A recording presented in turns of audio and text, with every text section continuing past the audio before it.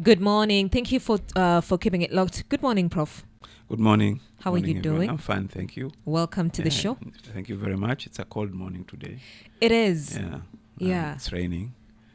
This weather, I mean, it's been this way for some time. Mm-hmm. It's so unlikely.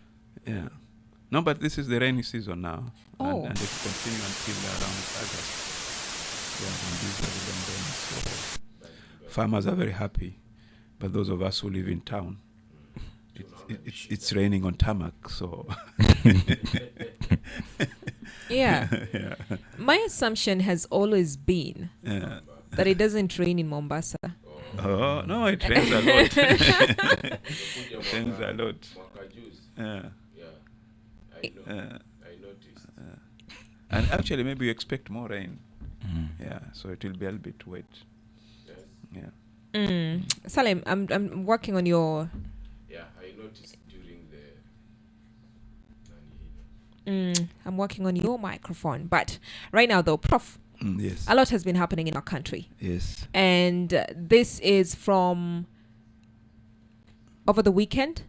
And then now the stories are building up. Yes. So there was a case file for Tanzanians, I don't know if I should call him, is the opposition leader, right? Tundu Lissu. Yeah. Tundu Lissu, And yes. Kenyans decided that they're going to observe. Yes. And these Kenyans are, we have Martha Karua, who showed up, and also former Chief Justice William Mutunga, former Chief Justice David Maraga, and we also saw an activist, Boniface Mwangi, who also showed up.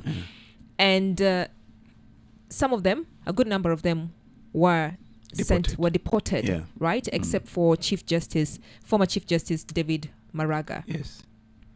And then now this sparked a lot of something. Controversies, yes, and at anger. Home, and anger. Yes. Because then Boniface Mwangi was released later on. So now we have Tanzanians. When this sparked this, we saw Kenyans also just respond online. Kenyans are very fast on their feet, right? And respond online, and also just to the president, Tanzanian president, Samia Suluhu. They're making a lot of jokes. Yes.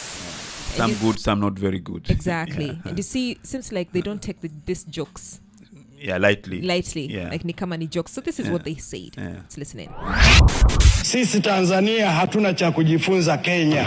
Hatuna hata kimoja cha kujifunza. Tunawazidi siasa, tunawazidi akili, tunawazidi kila kitu. Na wala swala la Kiingereza sisi sio kipaumbele. Hatuna ugomvi na Wakenya wa kawaida. Tuna ugomvi na wanaharakati. Hata hao Kenya, baadhi ya wanaharakati wanaojaribu kufikiri kwamba hili taifa ni la hovyo, walipoanza kuchinjana miaka michache iliyopita, ni taifa hili lilikwenda Kenya likarudisha umoja, amani na mshikamano. Gen Z wa Kenya wamejitolea, lakini anachora kwamba Gen Z wa Tanzania wamelala. Tunataka tuambie vijana wetu wamejengwa katika misingi ya baba zao. Like father, like son. Tumewafundisha vijana wetu uzalendo, ujasiri, uhodari, na tumewafundisha pia kutafuta fedha, si kwa kutukana watu, kuuza maneno kwenye mitandao. Kubwa kuliko yote ni kemea tabia mbaya ambayo watu wanaichukua AI, wanaenda kuleta michezo ya ajabu, wanachora mapicha si mazuri kwa ajili ya kufanya bullying kwa rais wetu Samia Suluhu Hassan. Kama mjumbe wa kamati ya ulinzi na usalama, ninakataa na nanyekemea kitendo hiki kwa sababu hakikubaliki. Prof, yes. How best should we have handled this situation? No, I think we need to understand the political behavior of Kenyans vis-a-vis the political behaviors of Tanzanians. First of all, we need to know that all those who are responding to this are members of the ruling party, CCM. But we have not heard what the opposition is saying in Tanzania. And because the position in Tanzania is in a very bad state right now, because they are really pushed very hard. They cannot make public statements without the fear of being arrested. But there have always been a very cold war between Kenyans and Tanzania in terms of political behavior, in terms of culture, in terms of mannerisms.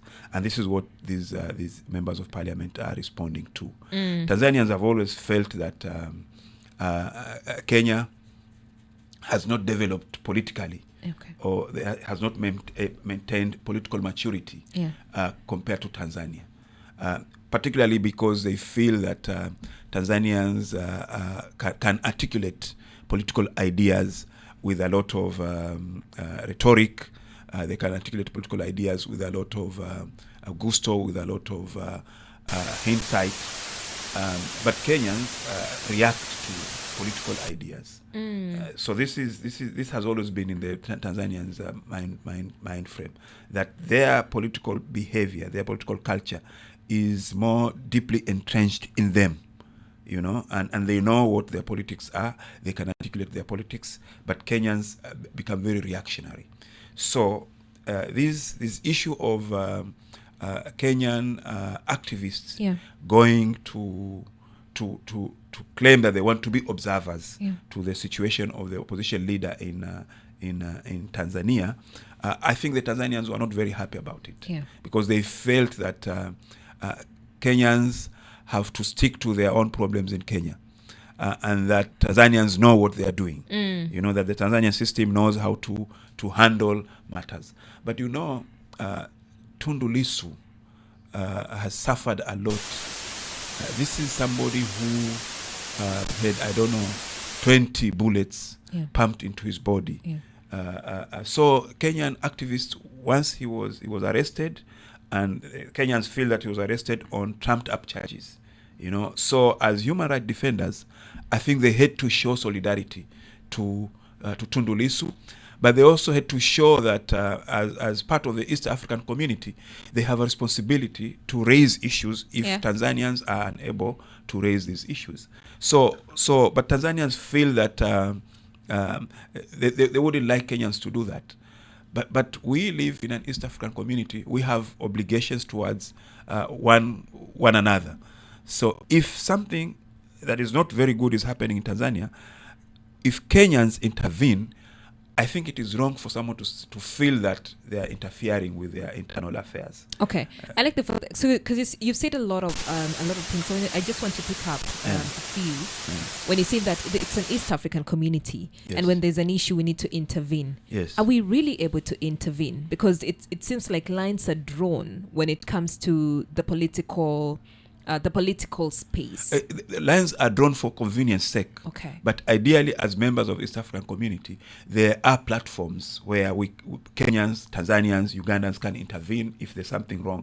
You had one of the speaker, the member of parliament, said when Kenya was burning, it is we Tanzanians who send our people to Kenya.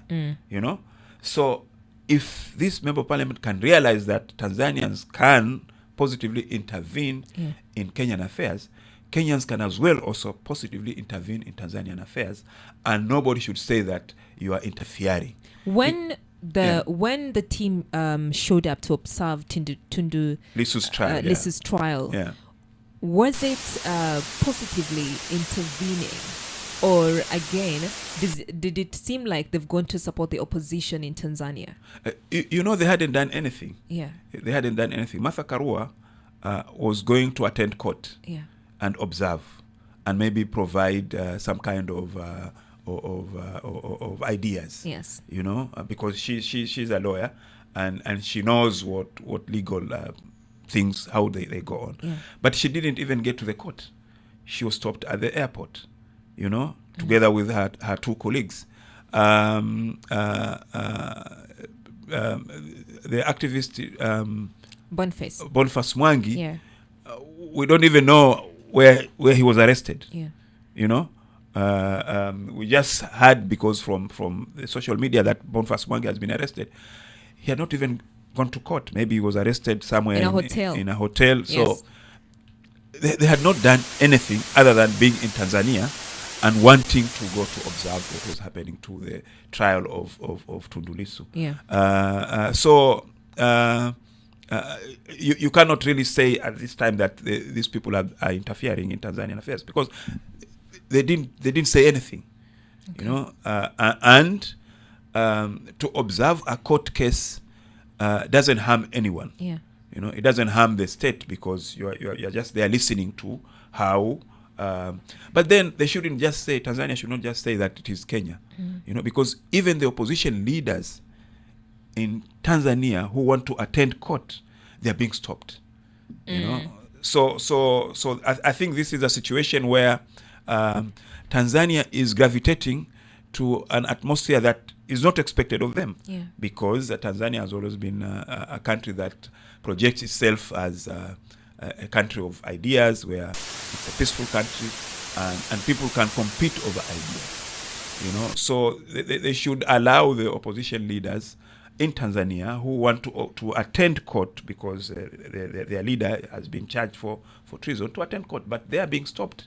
I saw one leader of Chadema, a member of parliament also, Heche, and he was narrating a story of how him and part of his entourage were harassed and arrested, detained, you know, taken round Dar es Salaam for 12 hours and being intimidated. You know, so I think the Tanzanians, as much as they want to say that Kenyans should not interfere, but they should also be seen to be doing fair to the opposition leaders in Tanzania.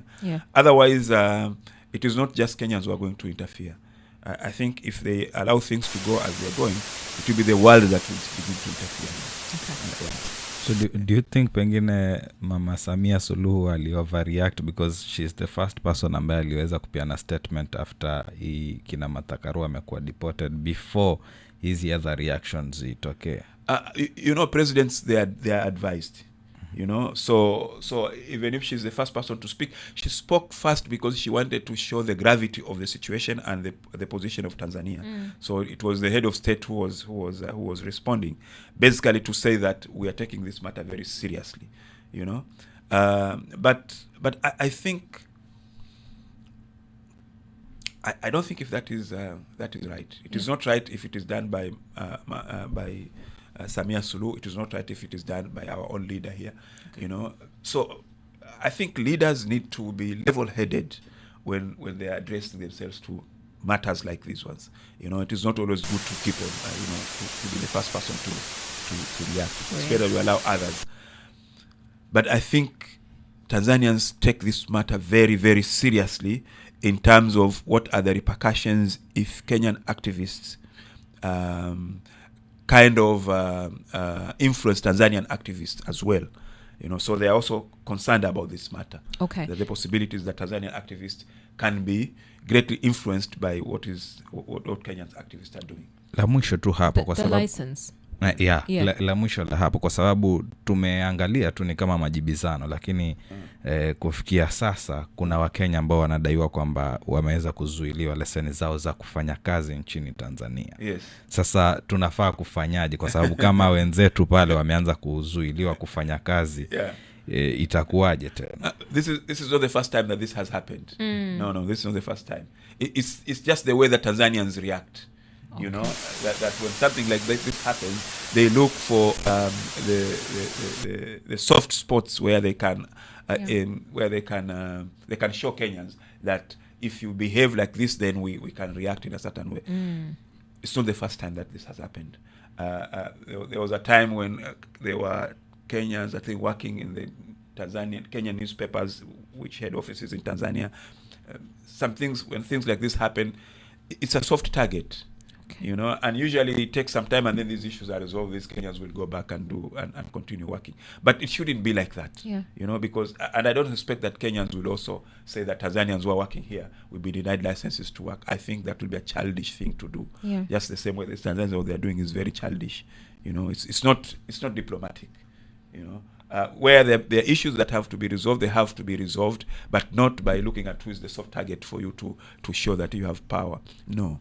What next is going to happen? That Kenyans will not be able to travel to Tanzania, and Tanzania will not be able to travel to Kenya. You know, these are issues that people are just overreacting. Prof, hii historia Jumuiya ya Afrika Mashariki.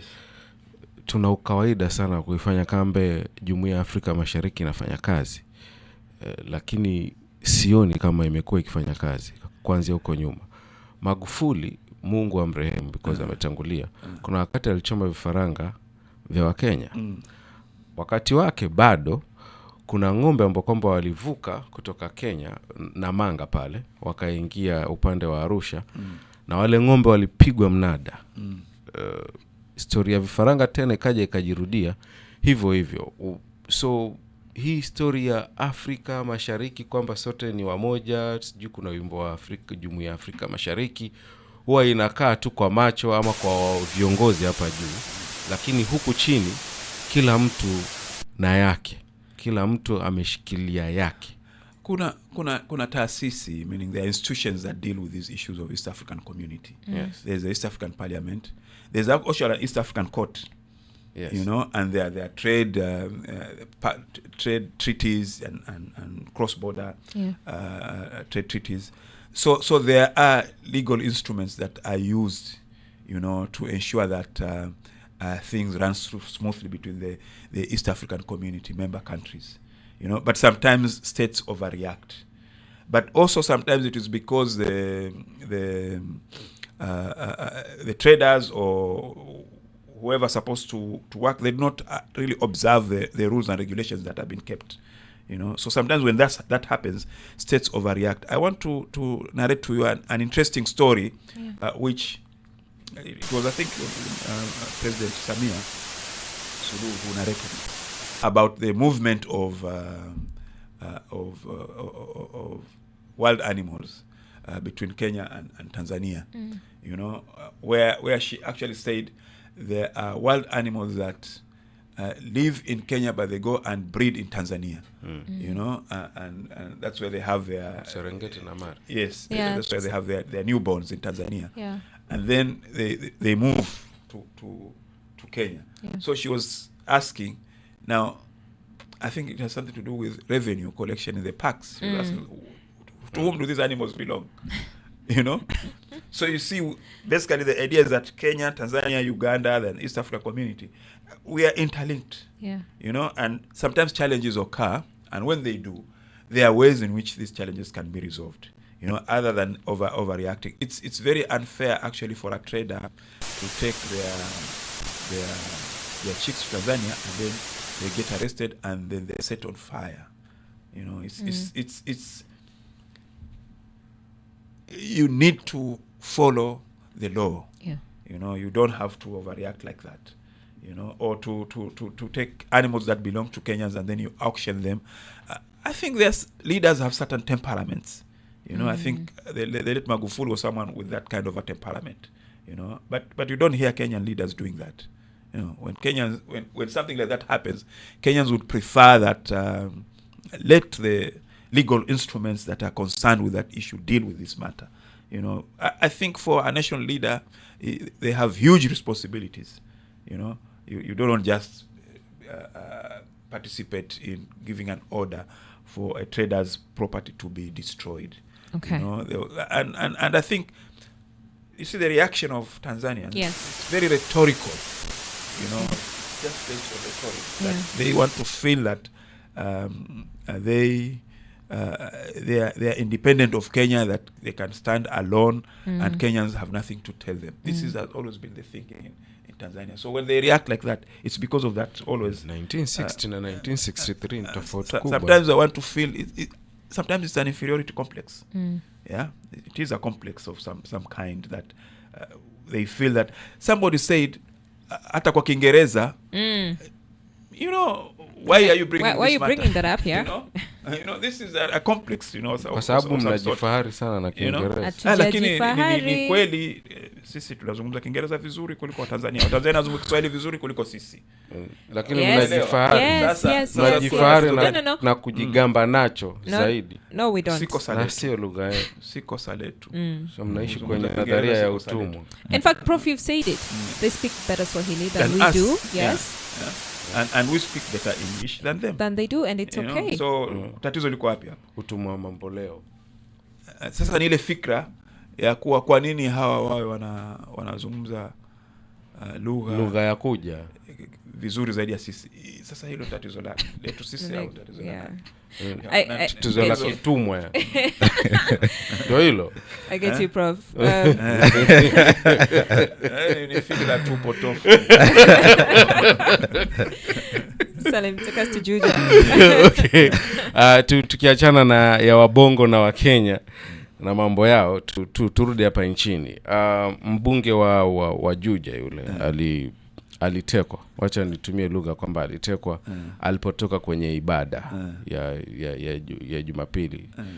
Na akaenda vya kwenda huko, akapatikana jana katika hali ambayo kwamba ni tatanishi kweli. Hali ambayo kwamba haieleweki, waliomteka hawajulikani ni kina nani. Lakini alipopelekwa hospitali, wale waliozungumza akiwemo aliyekuwa naibu rais alisema kwamba alidhulumiwa kwa lugha ya Kimombo, ya mnaopenda kuzungumza Kimombo, alikuwa tortured. Na wakasema pia alilazimishwa kuvuta unahitaji sumu, ali-inhale kupitia hiyo. So hii hali inatoa taswira gani? Because wanasema alikuwa anatafutwa, that is tukizungumza alikuwa upande wa idara ya upelelezi walikuwa wamesema alikuwa anatafutwa. Lakini wanadai kuna masuala ya ufujaji wa hazina ustawi wa maeneo bunge, lakini pia vile kuna swala la ardhi pale. Hayo ni hayo, lakini huyu alipotea na ametokea yuko hali mahututi kwenye ardhi ya Kenya. Kwanza mimi maoni yangu ni kuwa swala hili la watu, wananchi wa kawaida, wanaharakati, viongozi wa kisiasa kushikwa kiholela na watu wasiojulikana. Hili swala la watu wasiojulikana ni neno ambalo katika taifa letu pale tulipofikia halipaswi kabisa kuwa ni kitu kinatoka katika vinywa vyetu. Nani asiyojulikana katika hii Kenya? Unaelewa? Na kama kuna watu wasiojulikana, vile vitengo vinavyohusiana na usalama wa Kenya vya kujua watu vinafanya tekeleza majukumu yao vipi? Kwa hivyo swala la watu wasiojulikana ni visingizio. Ushaona? Ni visingizio kabisa. Haiwezekani ya kuwa hapa Kenya kuna watu hawajulikani na wanaoshika watu wakawapoteza siku 2-3 alafu baadaye wakapatikana mahali. No. Kwa hivyo vitengo vya usalama, ushaona, vitengo vinavyohusika na kuhakikisha kuwa Mkenya yuko salama, watekeleze majukumu yao kwanza, ili swala la watu wasiojulikana liishe. Pili, ikiwa kiongozi ama raia ana tatizo la kisheria, sisi ni nchi ambayo ina katiba, ni nchi ambayo inatakana kufuata sheria. Wacha mtu huyo ashikwe, apelekwe mahakamani, ashtakiwe, kesi sikizwe, apatikane na makosa, ahukumiwe. Hiyo ndivyo nchi itaweza kuendelea. Lakini kuacha tu watu wasiojulikana, magari yenye namba ambazo hazijulikani, wanashika watu alafu kupotezwa kwa watu. Taifa la Kenya sasa limeendelea kufikia kiwango cha kwa jambo hili halipaswi kuwa katika vinywa vyetu. Kwa hivyo kuna mtu anafanya kusudi mahali fulani. Na hizi kusudi lazima sisi tuweze kuzitaja. Ushaona? Kila mmoja ambaye amepewa jukumu atekeleze majukumu yake. Ikiwa mtu amefanya makosa, sheria ipo, watu wana vibali vya kushika watu. Unaelewa? Kuna watu wana vibali kabisa vya kushika watu, ni kazi yao hiyo. Wende wakamshike. Ushaona? Pahali peupe. Waeleze wananchi, sisi ni askari, tunamshika huyu kwa sababu anakosa fulani, tutampeleka mahakamani. Ukifanya jambo kinyume cha hivyo, unatatiza Wakenya wengine, kwa sababu mara nyingine Wakenya wakiona mtu anashikwa kiholela wanatarajia watafanyaje? Wanatarajia wao pia nao wazuie mtu ili asishikwe, waanze kupigana na wale wanaowashika, ama iende vipi? Ushaona? Kwa hivyo wale wanaohusika na kushakua Kenya iko salama, watekeleze majukumu yao. Wale ambao wanahusika na kuhakikisha kuwa Mkenya anapelekwa mahakamani, watekeleze majukumu yao. Unaona? Isiwe hii manake ni vichekesho hivi. Ushaona? Ati mtu anashikwa, ameshikwa na watu wasiojulikana. Nani ambaye hajulikani katika hii Kenya? Sarakasi. Nani? Kila mmoja anajulikana. Unaelewa? Kwa hivyo watuambie mtu huyu ameshikwa kwa sababu alimtuhumiwa ama alitakana kufika mahakamani hakufika, aliitwa na polisi hakufika, na kiongozi ambaye ni mbunge, wamechaguliwa na watu, ni mbunge. Unaelewa? Huyu ni kiongozi ambaye anapatikana mahali popote. Anajulikana na kila mtu. Unaona? Sasa kama mnamtafuta, pengine mnamtafutia wapi nyinyi mpaka mkamkosa? Kwa hivyo hii fikra ya kusema yule aliyosema watu wasiojulikana nani kwanza. Unaona? Sasa wamejifinika. Sasa unaona basi mjuaje? Hajulikani. Mtu ambaye amefanya kusudi tu ama ana njama yake ya kuhakikisha kuwa anakwenda kumshika mtu ali asijulikane, na nchi inayofuata sheria. Unajua sisi nchi Kenya ni nchi inayofuata sheria. Hairuhusiwi kwa askari kwenda kumshika mtu akiwa amejificha sura. Unajua hilo. Nafikiri ni hukumu ya mahakama hii. Kwa ikiwa unakwenda kumshika mtu uonekane wazi, julikane wewe ni askari. Na inatakikana kuwa pia uwe na kujieleza, mimi ni askari fulani, namba yangu ya uaskari namba fulani. Wewe unafanya kazi yako, unajificha nini? Hao si askari. Na umeajiriwa. Sasa kisa askari ni kila nani? Kama si askari ni kila nani? Still on that, yes. Because I know we're talking about that the abduction, but also when you're listening to this, we also hear people who say that mainly this is happening to him because he is a critic, or maybe he opposed something with the current government. We also saw what happened with Cleophas Malala, where his party, the meeting was dispersed. And then there's also, what's the governor? Natembeya, yes. With what's happening to him. Now, if we look at the political temperature in our country, are we seeing a space where now you cannot oppose? And opposing means you cannot call out what's wrong with the current government. Is that what's happening?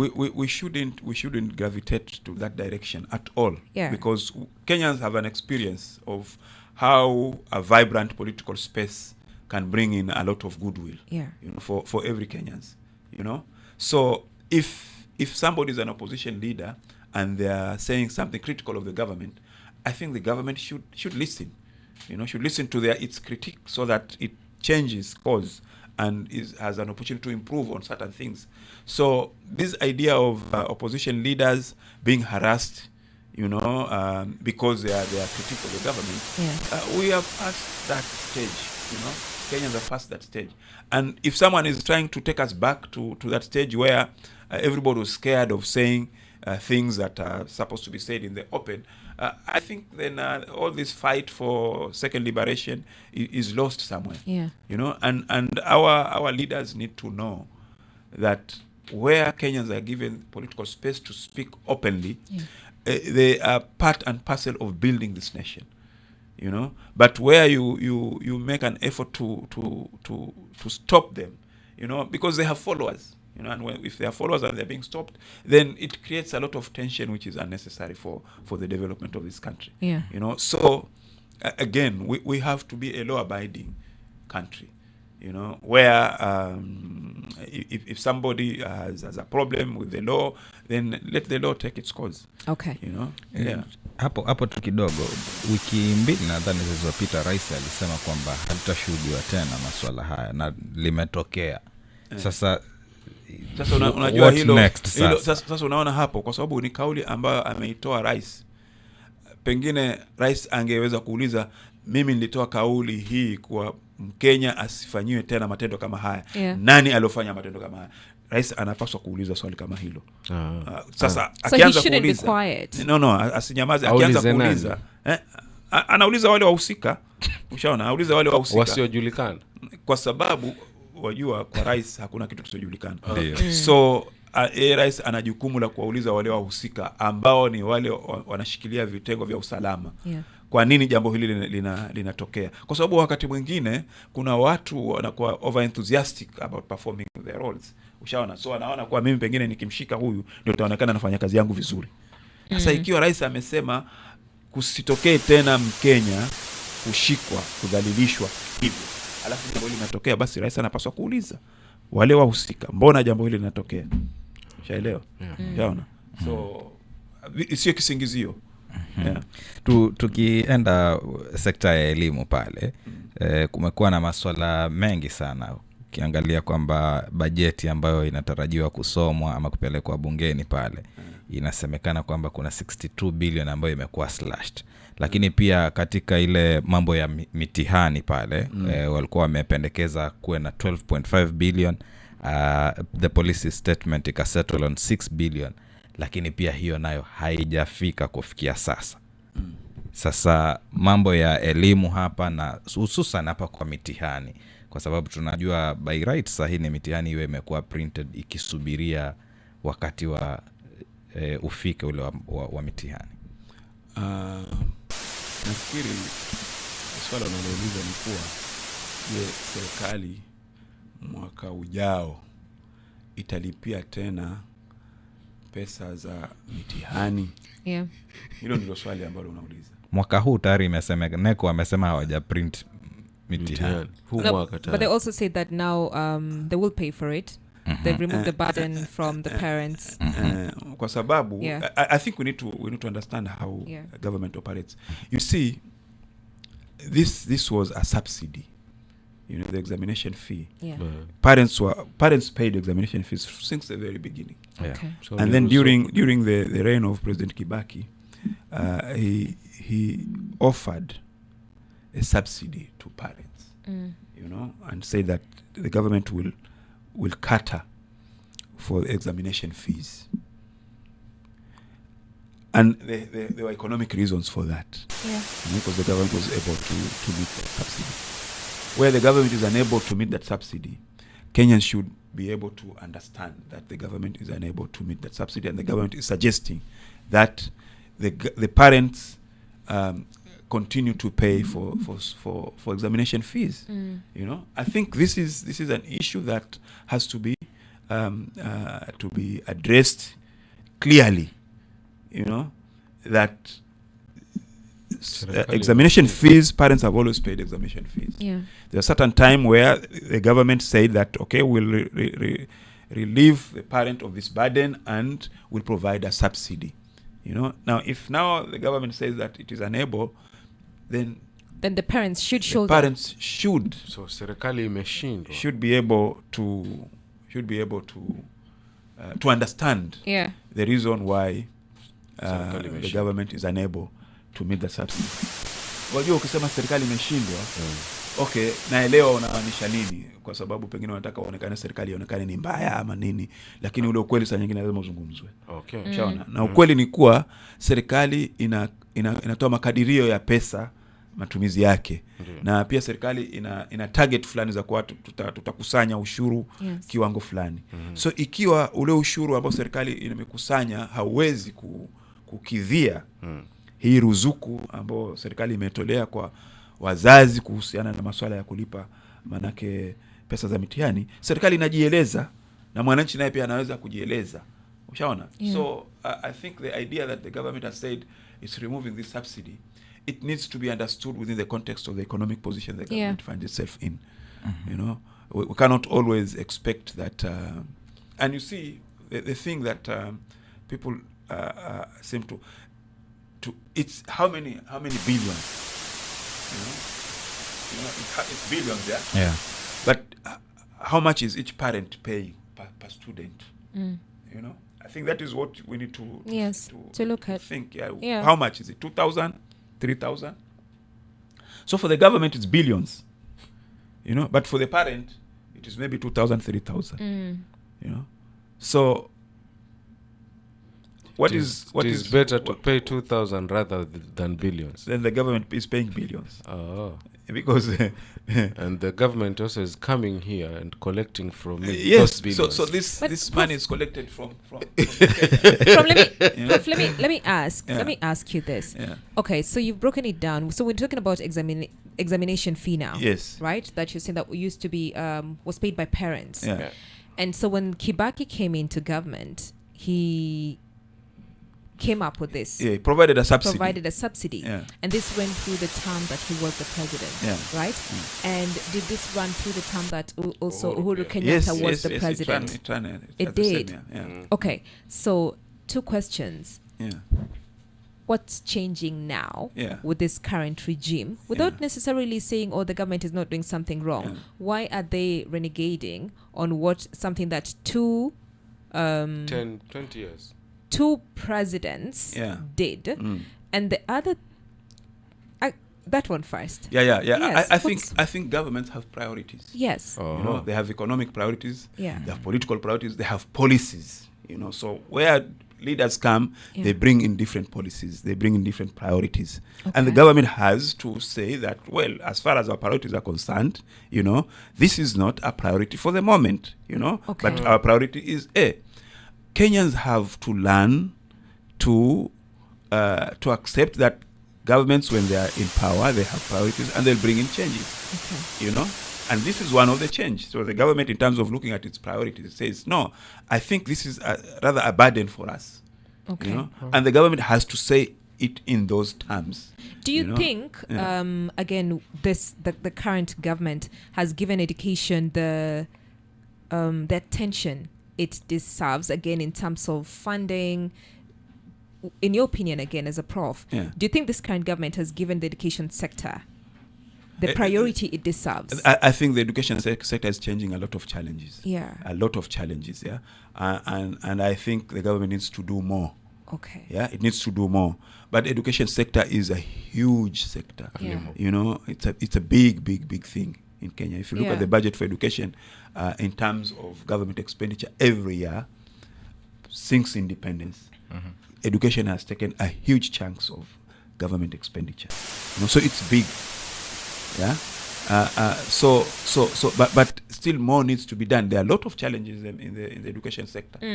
So a lot more needs to be done, And so as the government looks at the education budget, it looks at where is it that we think we can reduce the burden on us and push it on the citizens. And sometimes government has to come out very clearly and say, for reason A, B, C, D, this is a decision that we have made. It is now upon the citizen to think what they need to do. Because let me expand this further. Because the citizens, if they feel that this is not right, they know what they need to do. And what is that? They know what they need to do.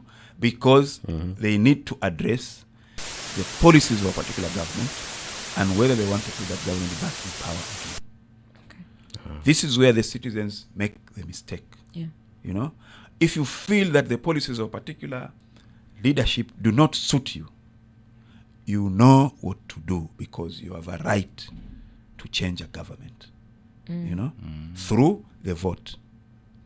But what happens with us Kenyans is that we do not elect leaders by listening to their policies or analyzing the policies. We elect leaders because I don't know the reason why we elect our leaders.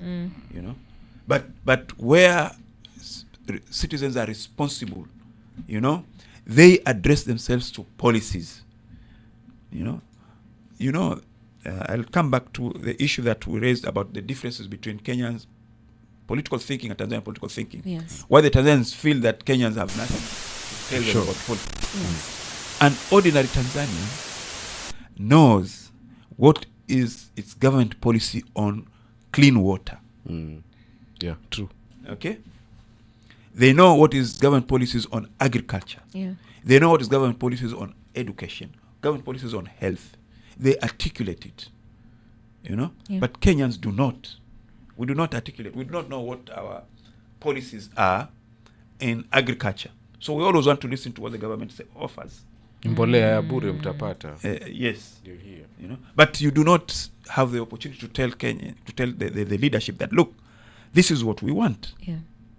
The Tanzanians have that opportunity. They participate in formulation of government agendas. So we Kenyans, we have to learn on how do we participate in government policies, so that when government implements its policies, then we know we participated in that, and the government is implementing what we had agreed. Okay. Prof, hii nchi imejengwa kwa rais wa kwanza aliyepewa marehemu Kenyatta alijenga kwa msingi wa kwamba tutaondoa ujinga. Kuondoa ujinga ni kusoma. Ndio. Si ndio? Poverty akasema huo ni umaskini alafu na ugonjwa that is afya. Imejengeka kwenye msingi huo. Tukaja yeye akaenda, Mungu amrehemu, akaja Moi, alikuwa mwalimu, akaja Kibaki, tukapata ilikuwa inaitwa FP free primary education hivyo. Universal free primary education. Hivyo tukaja mpaka tumefika kwa uhuru, mambo hizi tunahitaji ya siku hizi CBE na CBC, tumefika huko. Kwa nini sasa hivi badala ya kuona kwamba kuna vitu ambavyo kwamba vinafanya kazi ama vilifanywa kazi, sasa hivi tena tunarudi kule ambako tulikuweko, tunampa tena mzigo yule ambaye kwamba yeye anaona kama nimepungukiwa na kitu, hata kama ni 500 ama hata kama ni 100, tunamrudisha pale bwana, chukua tena hili ni lako, si tutaangalia haya mengine. Why? Kwa nini tunarudi huko? Kitu cha miaka 20-15 iliyopita. Wajua ni kwa sababu sera zetu hazibuniwi kwa ule uhakika wa hali yetu ya kiuchumi. Unaelewa? Yeah. Sera zetu zabuniwa kwa manake kwa ushabiki, mihemko. Kwa ushabiki, meaning our policies are not grounded in our economic realities. Yeah. Our policies are grounded on psychophancy, you know. They are grounded on the moment of election, you know. So political leaders, when they feel that you will like them by pronouncing a particular policy, they will pronounce it, but they will not consider the economic implications. Yeah. You know. So this policy of subsidizing examination fees, you know, I think it was made in response to a political reality of wanting votes or things like elections and things like that. It's not based on economic realities in terms of the production, in terms of our ability to meet that cost. Yeah. You know, so all the time it's about squeezing. You know, I think it is about time that when we make political statements, political policies, we make policies, they are based on our economic reality. You know, universal primary education, you know, it requires huge government investment. Yeah. They are not there. You know? It's just the word, universal primary, free primary education. Of course, there are some people who have benefited, but they have not benefited. They have benefited by going to school, you know, because there are schools there, you know.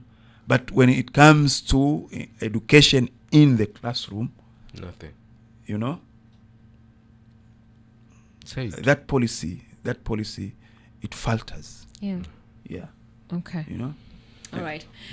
Thank you so much, Prof. Yeah. Thank you for making time. Yes. Yeah, we have been speaking to Professor Hassan Mwakimako. You know what? we've been looking at current affairs, what's been happening, what's happening in Tanzania, our matters education, and then also with the current, with the abduction that happened with the Juja Member of Parliament. From us to you, we say bye. It's been a good Tuesday. Thank you. Let's catch up again tomorrow. Good morning. Thank you very much.